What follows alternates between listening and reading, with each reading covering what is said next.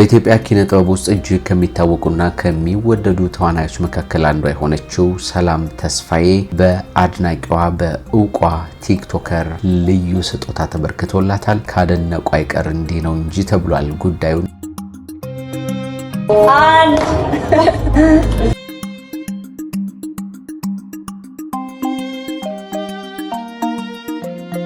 ስጦታው ምንድነው? ምን አይነት ስጦታ ተሰጥቷት ይሆን? ምሽቱስ እንዴት አለፈ? የወጡት አዳዲስ ጉዳዮች ምንድናቸው የሚለውን እናሳያችኋለን። ታላቅ እህቷን እጅግ በሚዘገንን ሁኔታ ከሰሞኑ ያጣችው ሚስ ወርልድ ኢትዮጵያ ሆና ያሸነፈችው ሞዴል ሩት ይርጋለም ወደ ዓለም የቁንጅና ውድድር ማቅ እንደለበሰች ጥቁር ልብስ እንደለበሰች ተሸኝታለች። ጥንካሬዋ እጅግ የሚገርም ነው። ያላት ተስፋ እጅግ የሚገርም ነው። የታላቅ እህቷ ሞት ያልሸፈነው የሀገር ፍቅር ተብሎም እየተመሰከረላት ይገኛል። በዚህ ሰዓት አሸኛኘቱ ምን ይመስል ነበር? ሩት በመድረኩ ላይ ምን አይነት ነጥቦችን አነሳች? በሚቀጥለው የውድድር ሂደቱ ምን ይመስላል የሚለውን እንመለከታለን። ሌላው ግን በጣም የገረመኝ በጣም የደነቀኝ ከሩት ይርጋለም አሸኛኘት ጋር በተገናኘ በዚህ በሐዘን በተጎዳችው ሞዴሏና ቤተሰቧ ላይ ሌላ የሐዘን ጥላሸት የሚቀባ ሌላ ቁስል የሚያመጣ ከባድ ነገር በዚሁ በማህበራዊ ሚዲያ ላይ በአንዳንድ ሰዎች ተጽፎ እያየው ነበርና ፍጹም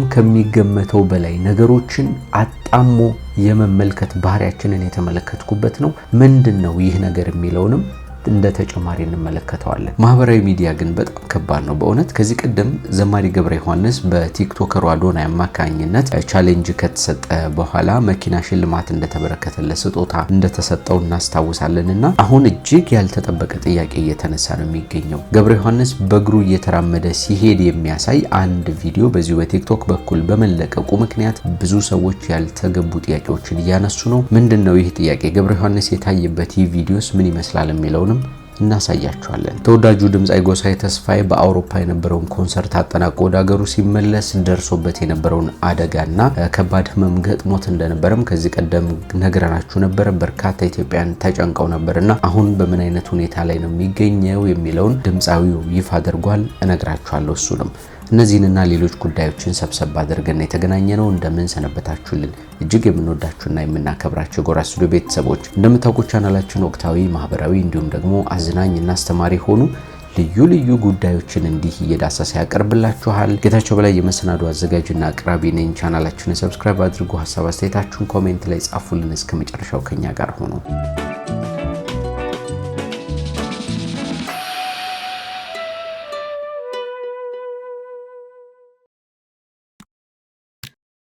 ዘማሪ ገብረ ዮሐንስ ገብረ ጻዲቅ በኢትዮጵያ ኦርቶዶክስ ተዋሕዶ ቤተክርስቲያን ውስጥ በዝማሪያቸው እጅግ ከሚታወቁ ከሚወደዱና በጣም በርካታ መንፈሳዊ ግልጋሎቶችን ከሰጡ አሁንም እየሰጡ ከሚገኙ አማኞች መካከል አገልጋዮች መካከል የሚመደብ ነውና በጣም በርካታ ኢትዮጵያውያን ይወዱታል። የኦርቶዶክስ ተዋሕዶ እምነት ተከታዮች ብቻ ሳይሆኑ በፕሮቴስታንቱ ዓለም የሚገኙ ሙስሊም እህት ወንድሞችም ጭምር እንዲህ አይነት ሰዎችን ማክበር ያስፈልጋል። ለሃይማኖታቸው ለሀገራቸው የጸኑ ሰዎችን በርካታ ግልጋሎቶችን የሰጡ ሰዎችን ማክበር ይጠበቅብናል እያሉ ነው ሐሳባቸውን ሲሰጡ የነበረውና ከዚህ ቀደም ተጀምሮለት በነበረው የመኪና ሽልማት ቻሌንጅ ውስጥም ኦርቶዶክስ አማኞች ብቻ ሳይሆኑ እነዚህ አሁን የጠቀስኳቸው የእምነት ተከታዮች የተሳተፉበትም ሂደት እንደነበረ ሁላችንም የምናስታውሰው ነው። የሚገርማችሁ ዘማሪ ገብረ ዮሐንስ ከተወለደባት ከትግራይ ጀምሮ እስከ አስመራ ኤርትራ ድረስ ከኤርትራ ደግሞ ወደ አዲስ አበባ ያላሳልፈው ያልወጣበት ውጣ ውረድ የለም። የህይወት መንገዱ በጣም የሚያሳዝን ነው። በተለይ ደግሞ በገጠመው የአይነ ስውርነት ችግር ምክንያት ደግሞ በጣም ብዙ መስቀልቅሎችን እንዳለፈ ነው የተናገረው። በአዲስ አበባ በቅርብ ርቀት ላይ በሚገኘው በሰበታ መርሃ ውራን ትምህርት ቤት ውስጥ እንደተማረም ከዚህ ቀደም በታሪኩ ላይ ነግሬያችሁ ነበረ።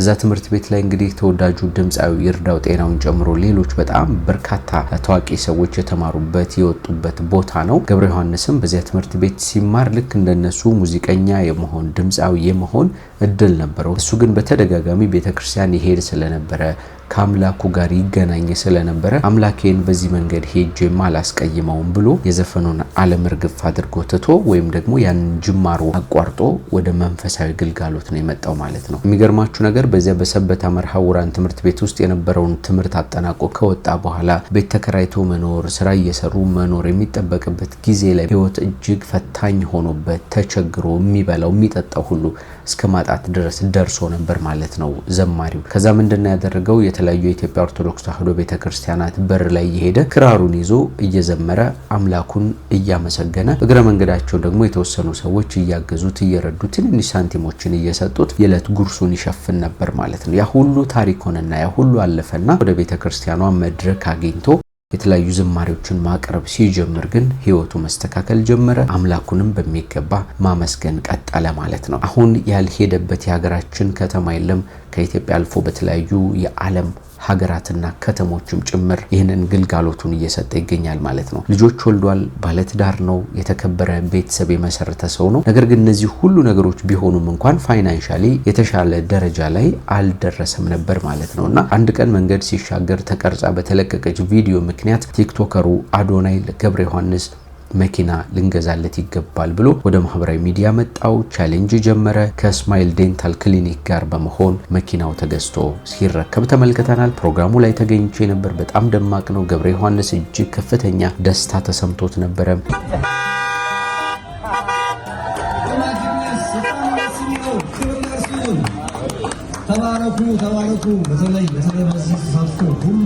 በአይናችን አይተናል። ተረክቧል መኪናውን። ታዲያ ከሰሞኑ በተለቀቀች አንዲት ቪዲዮ ምክንያት ውዝግቦች ስለተፈጠሩ እሱን ለማጥራትና ስለ ጉዳዩ አስተያየት ለመስጠት ያህል ነው። እስኪ ቪዲዮ መጀመሪያ እንመልከተው፣ እዩት።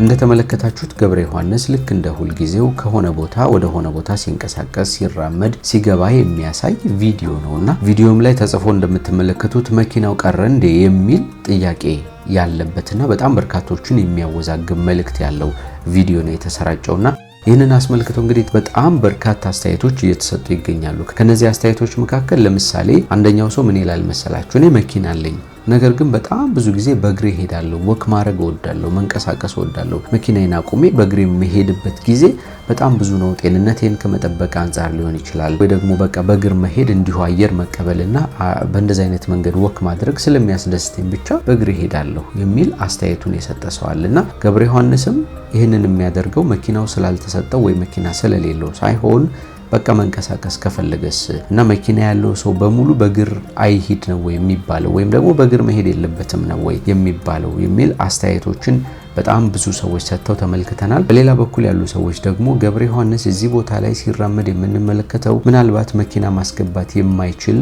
ቦታ ቢሆንስ፣ የማይመች ቦታ ቢሆንስ፣ የሆነ ቦታ ላይ መኪናው እንዲቆምለት ተደረገ። ከዛ በኋላ ደግሞ ወርዶ መኪናው የማይሄድበትን ቦታ በእግሩ እየተራመደ ያለፈ ቢሆንስ እና ከዚህ አንፃር አስቡት እንጂ ምን ነው ብለው ጥያቄያቸውን የጠየቁ ሰዎች አሉ። ደግሞ ሌላኞቹ አስተያየት ሰጪዎች መኪናው ከተሰጠው በኋላ ለቤቱ መደጎሚያ ህይወቱን የሚያኖርበት ለኪራይ ሊሆን ይችላል፣ ለሌላ ስራ ሰጥቶት እሱ በእነዚህ አይነት መንገድ እየተንቀሳቀሰ ቢሆንስ ምን ችግር አለው? እሱ የፈለገውን ነገር ሊያደርግበት ይችላል የሚል አስተያየቶችን የሰጡ ሰዎችን እያየን ነው። እንግዲህ እዚህ ቪዲዮ ላይ የተረዳነው የተመለከትነው ነገር ምንድነው? ሁሉንም ነገር በኔጌቲቭ ነገር ማየት በጣም መጥፎ ነገር እንደሆነ፣ ምክንያቱም እንዲህ ሊሆን ይችላል ብሎ ፖዚቲቭ በሆነ መልካም በሆነ መንገድ ማሰብ በጣም አስፈላጊ ነው። ይህ ነው የጤነኛ ሰው አስተሳሰብ እና ሁሉንም ነገር በመጥፎ ነገር ካየነው የሚሰጠው ትርጉም የሚያመጣው ውጤት በጣም አደገኛ ነው። እዚህ ላይ አሁን በጣም ብዙ ደክመው ለፍተው እንዲሳካለት ቻሌንጁን በጣም በብዙ መንገድ ያሳኩትን የማህበራዊ ሚዲያ ተጽዕኖ ፈጣሪዎችን ሀሜት ውስጥ ይጥላቸዋል። ከዛ ባለፈ ድርጅቱን መኪናውን የሰጠውንም ድርጅት እንዲሁ ሀሜት ውስጥ ይጥላል።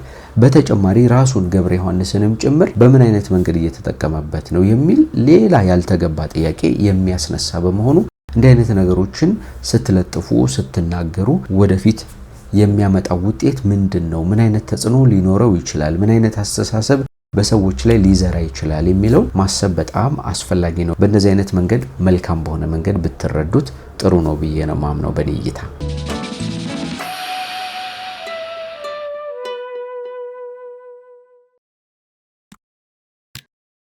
ሞዴል ሩት ይርጋለም ሚስ ወርልድ ኢትዮጵያ ተብላ በዚህ በ2026 ወይም በ2018 ዓ.ም በተከናወነው ከመላው ኢትዮጵያን የተውጣጡ ቆንጆች በተወዳደሩበት ውድድር ላይ አንደኛ መሆኗን ማሸነፏን እናውቃለን። በባለፈው ዓመት ሚስ ወርልድ ኢትዮጵያ አሸናፊዋ በሐሴት ደረጃ አማካኝነት ጋውኑን ተረክባ ወይም ደግሞ የክብር ካባዋን ተረክባ ጉዞዋን ቀጥላለች ማለት ነው። በዚህ ሰዓት እንግዲህ በዚህ ውድድር ታሪክ ውስጥ በዚህ መስመር ላይ ያልፈው ሚስ ወርልድ ኢትዮጵያ ተብለው በየዓመቱ እያሸነፉ በዓለም አቀፍ ደረጃ የኢትዮጵያን ስም ከፍ እንዲል እንዲጠራ ማድረግ የቻሉ ቆነጃጅት እንደነበሩ ነግሬያችሁ ነበረ። በባለፈው ዓመት በ2017 ሞዴል ሐሴት ደረጃ በዓለም ደረጃ በኢትዮጵያ ታሪክም በጣም ከፍተኛ የተባለውን ውጤት በማስመዝገብ የዓለም ሁለተኛዋ ቆንጆ የአፍሪካ ደግሞ አንደኛዋ ቆንጆ ተብላ ውድድሩን ማጠናቀቋን እናስታውሳለን። በጣም ደማቅ ታሪክ አስመዝግባ ነው የመጣችው። በዚያ መስመር ደግሞ ለማለፍ ትልቅ ሂደት ላይ ያለችው ሞዴል ሩት ይርጋለም ናት። ነገር ግን በዚህ ሰዓት በዓለም ደረጃ የምትወዳደርበት ጊዜ እየደረሰ ጥቂት ሳምንታትና ቀናት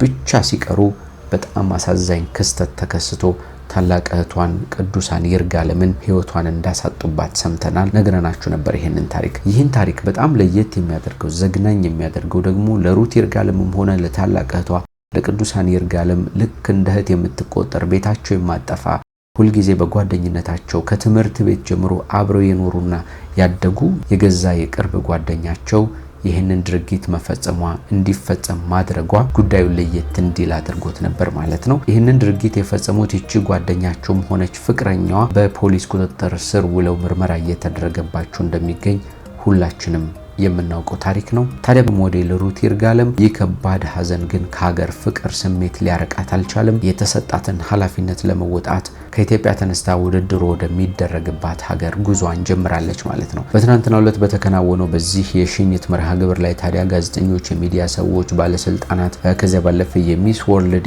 ኢትዮጵያ አዘጋጆችና ወላጅ አባቷ አቶ ይርጋለምም ጭምር በስፍራው ተገኝተው ነበረ። የሚገርማችሁ ነገር አባቷ አቶ ይርጋለም የልጃቸው ቀንደኛ ደጋፊ ናቸው። በጣም ጎበዝ፣ የሚያበረታቱ ድንቅ የሆኑ አባት ናቸው። እዚህ ደረጃ እንድትደርስ በጣም በርካታ መስዋዕትነት የከፈሉ ከዚህ ቀደም ሚስ ወርልድ ኢትዮጵያ ተብላ ባሸነፈችበት ጊዜ መድረኩ ላይ ተገኝተው ልዩ ክብር ከሰጡ ሰዎች መካከል ደስታዋን ከተጋሩ ተቀዳሚ ሰዎች መካከል ነበሩ። አሁን ደግሞ ህይወቷ ያለፈችው ቅዱሳን ይርጋለምም ነበረች ማለት ነው። ቤተሰቦቿ በእንደዚህ አይነት መንገድ የሚያበረታቷት ጎበዝ ልጅ ናት ማለት ነው ሩት። እና በትናንትናው ዕለት በጣም ብዙ ሰዎችን ልባቸውን የነካው ጉዳይ ጥቁር ለብሳ ማቅ ለብሳ በጣም በሚያሳዝን ሁኔታ ውስጥ ሆና የእህቷን ከባድ ሐዘን ዋጥ አድርጋ ነው እንግዲህ ባሸኛኘት ፕሮግራሙ ላይ ተገኝታ ወደ ውድድሩ ያቀናችሁ።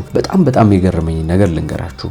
ብዙ ሰዎች ሞዴል ሩት ይርጋለም ይህንን ማድረጓ በእህቷ ከባድ ሐዘን ተሰብራ ሳትቀር ጠንክራ ቆማ ኢትዮጵያን ለማስጠራት ወደ ዓለም መድረክ መሄዷን በሚያበረታቱበት ሰዓት ሌላ ኔጌቲቭ ሆነ አስተያየትና ሐሳብ ደግሞ ያስቀመጡ ሰዎችን ተመልክተናል። እና እንደዚህ ያልጠበቅኩት ሰዎች እንደዚህ ያስባሉ እንዴ ብዬ ለራሴ ጥያቄ እስኪሆንብኝ ድረስ የተገረምኩበትን ጽሑፍ ልንገራችሁ፣ ላንብብላችሁ፣ ከዛ እንቀጥልበታለን። ዴይ ቱ ዴይ ኢትዮጵያ የሚል የፌስቡክ ገጽ ላይ ነው ያገኘሁት። ቤተሰቦቿ ሟች ልጃቸውን የረሷት ይመስላሉ በማለት ነው የሚጀምረው። የሚገርማችሁ ነገር ሞዴል ሩት ይርጋለም ከወላጅ አባቷ ጋር በሽኝቷ ዕለት በማለት ይጀምራል። ባለፈው ሳምንት በአዲስ አበባ የሞዴሏ ታላቅ እህት የሆነችው ቅዱሳን ይርጋለም በምታምናት ጓደኛዋ አስተባባሪነት ታግታ በአሰቃቂ ሁኔታ መገደሏ ይታወሳል። ነገር ግን ዛሬ ላይ ሩት እህቷን ከቀበረች ከአንድ ሳምንት በኋላ በሚስ ወርልድ ውድድር ላይ ኢትዮጵያን ወክላ ለመሳተፍ ወደ ውጭ ሀገር ተሸኝታለች እያለ ይቀጥላል ይሄው ጽሑፍ። ከዛ አስከትሎ ምን ይላል መሰላችሁ? የሞተ ተጎዳ ማለት ይሄኔ ነው በማለት ሸንቆጥ የሚያደርገውን የነገረኛ ሐሳቡን ይጀምራል። የልጃቸውን የቅዱሳን ይርጋለምን ሕይወት የነጠቁት ሁለት ግለሰቦች በፖሊስ ቁጥጥር ስር ምርመራ ሂደት ላይ ይገኛሉ። ገና ፍርድ ቤት እንኳን አልቀረቡም። የሚገርመው ግን አሁን ላይ ሩትን ጨምሮ መላው ቤተሰቧ ለሟች ልጃቸው ፍትህን ከመጠየቅ የፍርድ ሂደቱን ከመከታተል ይልቅ በእጅጉ እያስጨነቃቸውና እያሳሰባቸው ያለው ነገር የሞዴሏ ልጃቸው ውድድሯን የማሸነፍና ያለማሸነፍ ጉዳይ ነው በማለት ነው የሚቀጥለው። ሰው ግን በጣም ከባድ ነው በእውነት። በምን መንገድ እንደሚረዱት አስቡት እንግዲህ። ይገርማል አይደለም? ደግሞ እንቀጥለው። በዚህ ብቻ አላበቃም። በሽኝት ፕሮግራሙ ዕለት ፊታቸው ላይ ብዙም የሐዘን ስሜት አይታይባቸውም ነበረ። በአንጻሩ መድረኩ ላይ አጠቃላይ ስለ ውድድሩ ሁኔታ ፈገግ ብለው በኩራት ሲናገሩ ታይተዋል። የሟች ስም በፍጹም አልተነሳም። በአንድ ሳምንት ውስጥ ከናካቴው የረሷት ይመስላል። ይህ ድርጊታቸው ደግሞ አግራሞትን ፈጥሯል በማለት ጭራሽ ሰዎች ሀሳባቸውን እንዲሰጡበት ይጋብዛል። ይገርማል በእውነት የረሷት ይመስላሉ ይላል ጭራሽ። ከዛ ደግሞ ፈገግ ብለው ነው የታዩት።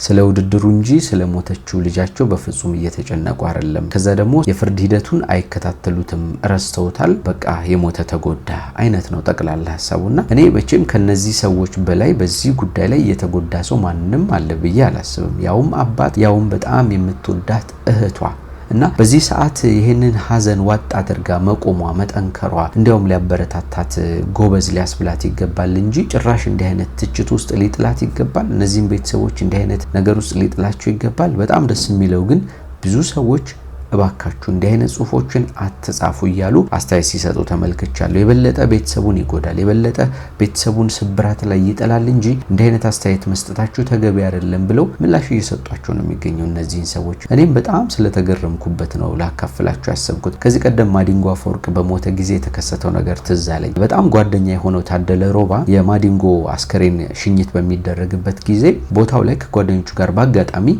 ከጎን ወሬ ሲነሳ እንደ መሳቅ አይነት ነገሮችን ያሳያል። ያንን ነገር ይቀርጹና ተመልከቱ በጓደኛው ሞት እየተሳለቀ ነው፣ ጓደኛው ስለሞተ ምን ያህል ደስ እንዳለው እያሉ በጣም ኔጌቲቭ የሆነ ነገር ሲያስተላልፉ የነበሩ ሰዎችን እናይ ነበርና የእውነት ታደለ ግን እንደዛ አይነት ሰው ሆኖ ነው? የእውነት ግን ታደለ ሮባ በዛ ሰዓት የተሰማው ስሜት ጓደኛው ስለሞተ ደስ ብሎት ነውን የሚለውን ስትጠይቁ ስትመረምሩ ግን እውነታው ተቃራኒ ነው። እንዲያውም ቤተሰቡን ከሀዘን ስሜት እንዲወጣ የማዲንጎን የጓደኛውን ኃላፊነት በመወጣት በጣም ከፍተኛ ሀዘን ከወደቁ ከተጎዱ ሰዎች መካከል ዋነኞቹ ታደለ ሮባና ብርሃኑ ተዘራ ነበሩ። የጓደኝነት ጥግ ታየ ተብሎ እስከሚነገር ድረስ ማለት ነው። እንዲያውም ቤተሰቦቹም ሲመሰክሩ ነበር ታደለና ብርሃኑ ተዘራ ባይኖሩ እኛ ሰው አንሆንም ነበር፣ ብዙ ነገሮችን ያገዙን እነሱ ናቸው እያሉ ሲመሰክሩላቸው ነበርና ሰዎች የሆነ ሀዘን ቦታ ላይ ድንገት ሳቅ ስላሉ ፈገግ ስላሉ አላዘኑም ማለት አይደለም። አሁን ደግሞ ይቺ ልጅ እዚህ ቦታ ላይ ታዲያ እያለቀሰች ነው መቆም ያለባት? ዓለም ላይ ካሉ በጣም በርካታ ቆነጃጅቶች መካከል ትልቅ ውድድር ከፊቷ ቆሞ በዚህ ሰዓት በምን አይነት መንገድ እንድትቆም ነበረ የሚጠበቀው? ጥንካሬዋ ነው የሚያሳየው። ይሄ በጣም ጎበዝ ቤተሰቦች መሆናቸውን ነው የሚያሳየው። አቶ ይርጋለምም ደግሞ ጉዳት የለባቸውም ማለት አይደለም፣ ግን ደግሞ ያለችውን ልጃቸውን ማበረታታት ከሷ ጎን መቆም ደግሞ የአባትነት ድርሻቸውን እየተወጡ ያለበት ሁኔታ ነው። እንደዚህ አይነት መንገድ መረዳት አስፈላጊ ነው ብዬ ነው የማስበው። ኔጌቲቭ የሆነ ነገር ሁል ጊዜ እየመዘዛችሁ የምታመጡ ሰዎች እባካችሁ መልካም አይደለም ብዬ ነው የማስበው። በውስጣችሁ እንኳን ብታስቡት ሁሉን ነገር ማህበራዊ ሚዲያ ላይ አምጥቶ መዘርገፍ፣ ማውራት፣ መጻፍ፣ ሁሉ ነገር ላይ አስተያየት መስጠት ግን ተገቢ ነው ብዬ አላስብም። በእኔ እይታ እናንተ የተሰማችሁን አስተያየት ልትጨምሩበት ትችላላችሁ። አስከትለን የተወዳጇ ተዋናይት የሰላም ተስፋይንና የቲክቶከሯ የጃኒን ጉዳይ እናነሳለን። ከዛ አስከትለን ደግሞ የድምጻዊ ጎሳዬ ተስፋይንም የጤና ሁኔታ እንነግራችኋለን።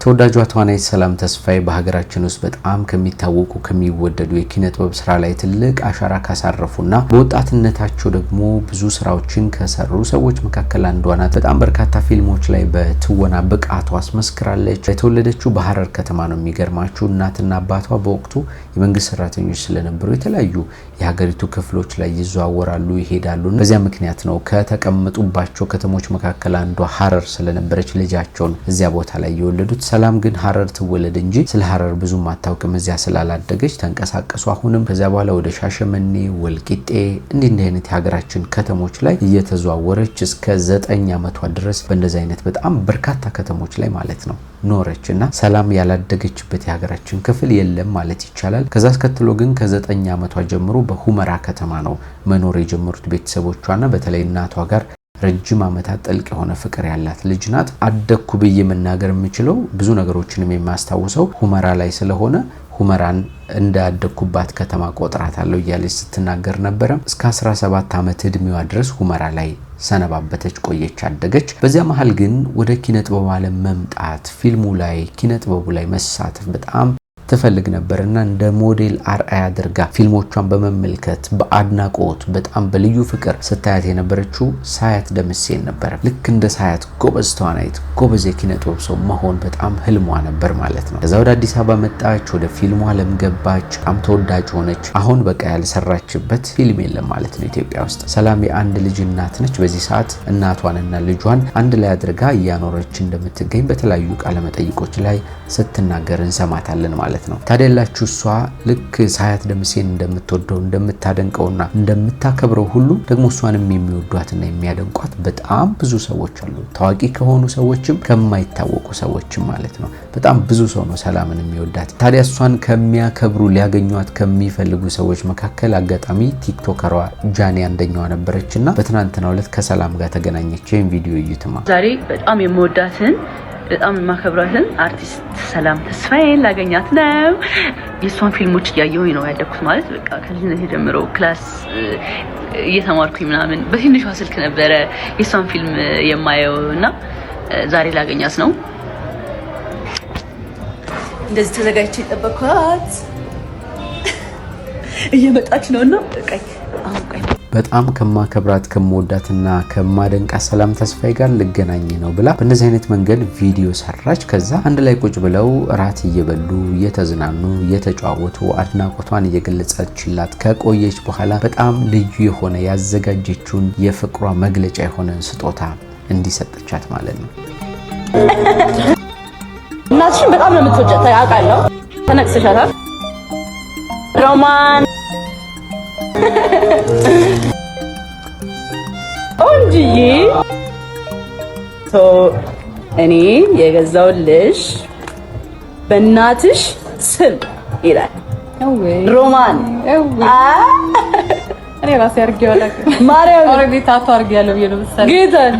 እኔ ደግሞ እናትሽ በጣም ስለምትወጃት አንደታን ልንካው በቃ ብዬ ፍስፍስ ነገር ነኝ ታውቂያለሽ። አውራስ ብቻ ግዙኝ በማርያም አያምርም? አይ በጣም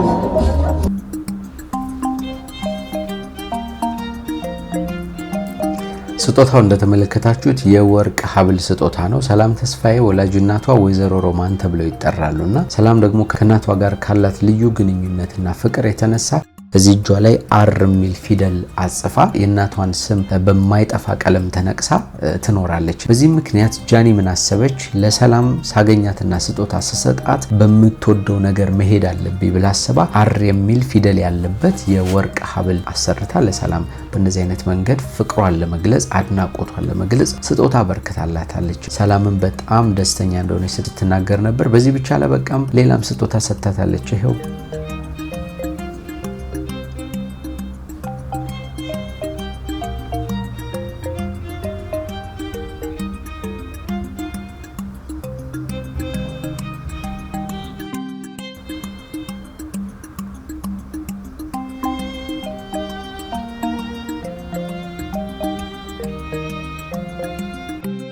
ፎቶዋን በትልቁ አሰርታ ይሄው ቤትሽን አድምቂበት ብላ በእንደዚህ አይነት መንገድ ሰጥታታለች። ሰላም በዚህ የስጦታ ፕሮግራም ላይ ካነሳችው በጣም ጥሩ ነጥብ መካከል ምን መሰላችሁ? ሁላችንም የምንወደው የምናከብረውና የምናደንቀው ሰው አለን። ነገር ግን እኛ ትልቅ ሰው ስንሆን እኛ ከፍ ያለ ደረጃ ላይ ስንደርስ ከዛ ሰው ጋር ራሳችንን በማወዳደር ትዕቢት ውስጥ እንወድቅና አድናቆታችንን ከመግለጽ እንቆጠባለን፣ እንተዋለን። ይሄ በጣም የብዙ ሰዎች ባህሪ ነው በማለት ነው ስትገልጽ የሰማሁት። እውነቷን እኮ ነው ብዬ ተሰማኝ። እውነት ለመናገር እንግዲህ ታች ያሉ የሆኑ ሰዎች ላይ ያሉትን በጣም የሚያደንቋቸውን ሰዎች ልክ እነሱ ደግሞ በእነሱ ደረጃ ሲገኙ ከፍ እያሉ ሲመጡ በፊት የነበረውን አድናቆታቸውን ተወት ያደርጉና ራሳቸውን ከነዛ ሰዎች ጋር ማወዳደር ይጀምራሉ። ጃኒ ደግሞ አሁን ላይ በኢትዮጵያ ከሚታወቁ ቲክቶከሮች መካከል አንዷ ሆና ነገር ግን ሰላምን ከማድነቅ ወደ ኋላ አላለችም። ራሷንም ከሰላም ጋር አላወዳደረችም። ምክንያቱም ዘርፋቸው የተለያየ ነው፣ ተሰጧቸው የተለያየ ነው። ከዚያ ውጭ አንድ አይነት ሙያ ውስጥ እንኳን ቢሆኑ አንድ አይነት ሌቭልና ደረጃ ላይ እንኳን ቢሆኑ ድሮ የነበረውን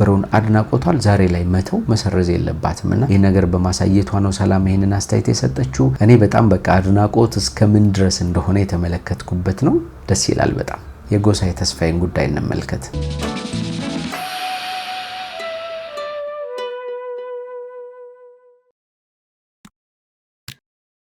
ባለፈው ሐምሌ 13 ቀን 2018 ዓ.ም ለንደን የነበረውን ኮንሰርቱን አጠናቆ ጨርሶ ስራውን በሚገባ ሰርቶ ካበቃ በኋላ ወደ ኢትዮጵያ በመመለስ ላይ ሳለ በገጠመው ከባድ አደጋ ምክንያት በጣም በርካቶች ተጨንቀው የነበረበት የጎሳዬ ተስፋዬ ጉዳይ አሁን ምላሽ ተሰጥቶበታል። ጎሳዬ ሐሳቡን አስቀምጧል። እሱን እንነጋገራለን። እንግዲህ እንደምታስታውሱት በወቅቱም እኛም እንደነገርናችሁ ጎሳዬ ለንደን ኤርፖርት ላይ እንደገባ ያልታሰበ ነገር ይገጥመዋል። ውሃ የፈሰሰበት ሴራሚክ ላይ በመውደቁና እዚያም አደጋ በማጋጠሙ እግሩ ጉዳት ደረሰበት ማለት ነው። ከዚያ በወቅቱ በጣም በርካቶች ክስ አቅርብና የለንደን አየር መንገድ ሕክምናህን ይሸፍን ካሳ መቀበል አለብህ በማለት ጥያቄ ያቀርቡለታል። እሱ ግን እኔ ወደ ሀገሬ ነው መሄድ የምፈልገው፣ ፔንኪለር ነገር ስጡኝና በቃ መሄድ እፈልጋለሁ፣ እዚያ ሲሄድ እታከማለሁ ብሎ ጠቅልሎ መጣ ማለት ነው። ከዛ መንገዱን ሙሉ ምንም አይነት ህመም ሳይሰማው ልክ አዲስ አበባ ቦሌ ዓለም አቀፍ አየር ማረፊያ በደረሰ ሰዓት ህመሙ ከፍ ባለ ደረጃ መጣ ማለት ነው። ያኔ መንቀሳቀስ ስላቃተው በዊልቸር ላይ ተቀምጦ